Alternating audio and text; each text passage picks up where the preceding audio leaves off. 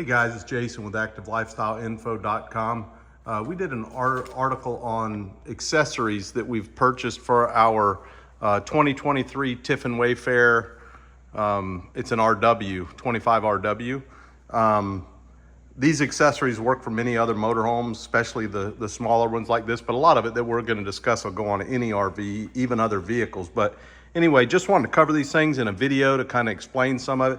But if you go to ActiveLifestyleInfo.com, you can read the whole article. That'll go more in depth on each of these products. But first thing I want to discuss is the RV snap pads that go on the feet of the jacks. These campers, at least ours, came with the Bigfoot leveling system. I don't have the snap pads installed at the moment because we recently had to have our exhaust raised so that the right rear snap pad would clip onto the foot. But if you read the article, you'll see these things are great. We've used them in the past. We've got them for this. Got to get them put back on again. But they spread the weight of the motorhome out. A lot of the nicer campgrounds don't want you on their concrete pads with just the steel feet. These actually are rubber. They'll protect the pad, as well as if you're in gravel or sand or anything like that. They really make you a lot more stable than the small feet that these levelers come with. The next thing I want to talk about is the TPMS system that we used. We went with the tire minder, and there'll be a link in the article. Here you can see the display on the dash. Really easy to use, really easy to install. That's the part that's on the dash. It will alert you if you're leaking, if your tire gets overheated. But basically you've got that on the dash, and then you've got these installed on each valve stems. We've got the steel valve stems here, so these are no problem on the wheels. But installs in about 10 minutes, and just gives you peace of mind when you're driving down the road that you're not losing pressure. The next thing is, and I think this is some of these items I think you should have before you ever start using your camper, and this is one of those. This is the 30 amp surge protector. And I love this one because when we get to the campground, we plug it in. Before we plug the RV into the surge protector, plug the surge protector into your power. Here I'm hooked up to a 50 amp with an adapter at the shop. But this is gonna give you, right on it, it gives you a display of the power status. And right here, it's written out what these color codes mean. There's 3 lights here, and it tells you, what anything means. If it drops a neutral, if you don't have a ground, if you've got 2 hot legs, any of that stuff, you'll know it before you ever plug into it and ruin, items in your camper. The next thing I wanted to talk about is another thing you need before you go, because these campgrounds are so all over the place with their water pressure, is a good pressure regulator. I know there's some cheap ones out there, and they usually work okay, but for a few extra bucks, again, there'll be a link to this over at activelifestyle.com in the article. This one actually has a gauge on it. It's adjustable here with a flathead screwdriver. Brass, no crazy lead or anything in these things. This is, spend a couple extra bucks, get the one with the gauge, because if you're in the camper and the shower's real weak, if your wife's like mine, likes a lot of pressure in the shower, if you have a low pressure, at least you can run out there and see. If you've got good pressure on that gauge and she's getting low pressure in the shower, you've got another issue. But at least this way, if you're above 25, 30 pounds, she should be getting a good shower. So you'll know, right off that that's the problem. The next thing is the Camco sewer hose kit. Tons of different sewer hose kits on the market. I'm not gonna pull out all the parts and pieces, but the Camco is nice. It comes with 2 10-foot sections. Comes with tons of different adapters like this that goes into the actual connection at the campground. Caps to keep it clean, everything.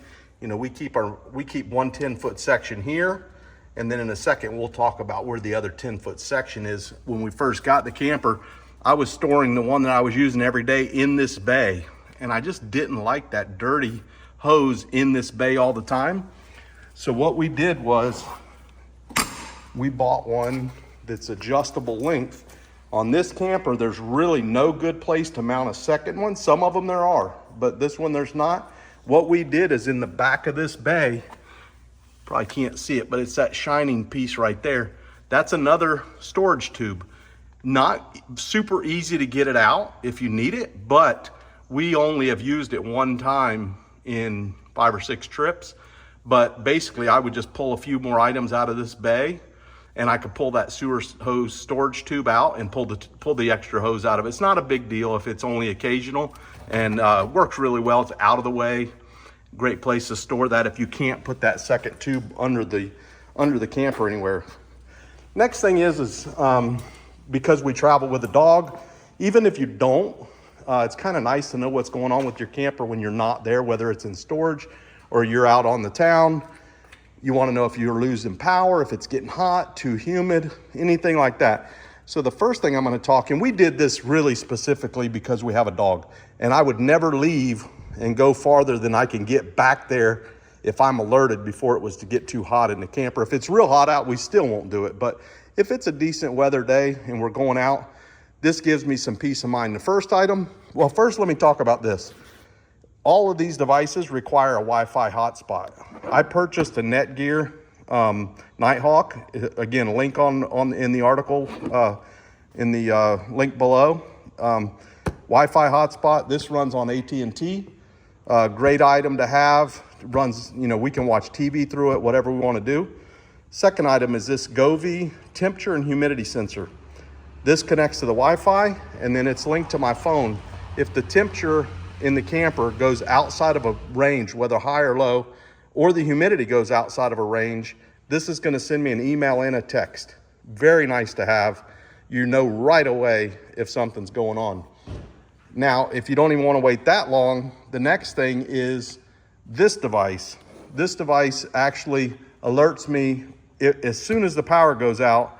I get notified on my phone that I've lost power. So even before the camper starts to get warm, I know the power's out, start heading that way. So that's a really neat device. That's, again, a link on the website for that. That's a MySpool power monitor.